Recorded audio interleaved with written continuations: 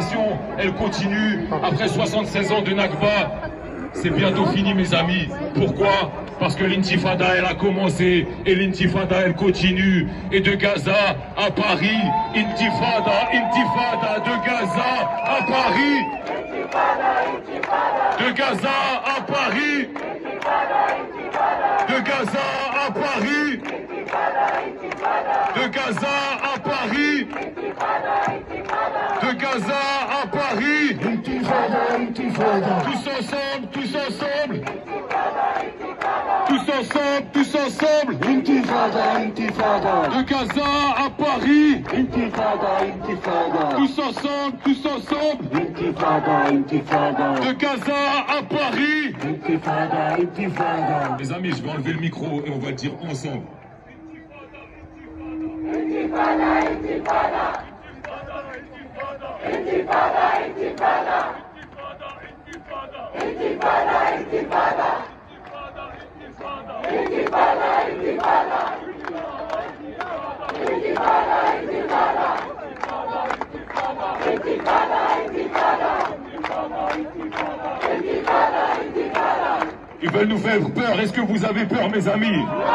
Est-ce que vous êtes fiers aujourd'hui d'être la résistance, d'être la conscience, d'être l'honneur, d'être ce soulèvement, d'être cette intifada qui continue et qui continuera jusqu'à la libération de la Palestine, Al-Quds, notre capitale, le retour de tous les réfugiés, des maisons dont ils ont été chassés, spoliés. Et j'aimerais terminer avec les prochains rendez-vous, mes frères et sœurs. On était quelques milliers aujourd'hui. Le 15 mai, 76 ans, commémoration de la Nakba. Vous êtes tous déjà sur Urgence Palestine. Vous connaissez l'adresse. Rassemblement à Paris, ça va converger de tous les quartiers. Il y a des marches qui vont être organisées au départ du 20e, du 18e, du sud de Paris. Et on va se retrouver à République le 15 mai. Et tenez-vous prêts, mes amis. Tenez-vous prêts. On compte sur vous.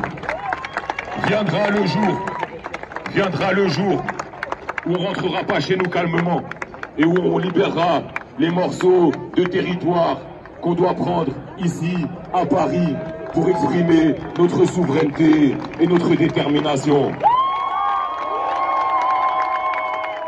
Le 15 mai, le samedi suivant, 18 mai, grande manifestation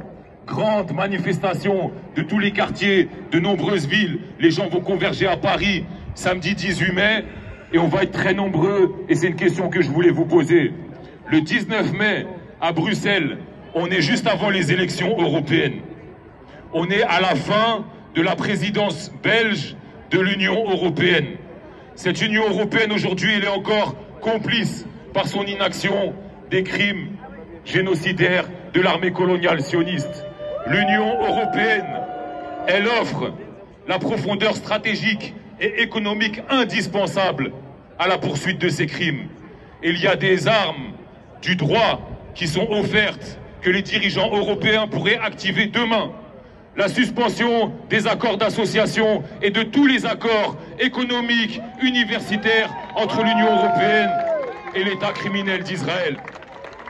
Embargo total sur les armes à destination d'Israël, mais aussi celles qui sont achetées par les États européens, parce que ces armes, elles ont été testées dans ce laboratoire de la souffrance humaine qui est devenu Gaza et le peuple palestinien. Donc c'est un embargo dans les deux sens qu'on veut voir. La fin de tous les accords et l'expulsion de tous les ambassadeurs israéliens qu'ils rentrent.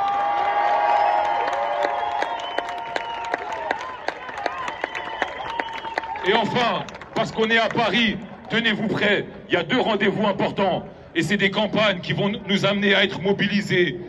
On est dans un endroit stratégique, les yeux du monde entier ils vont être concentrés sur Paris dans les prochaines semaines.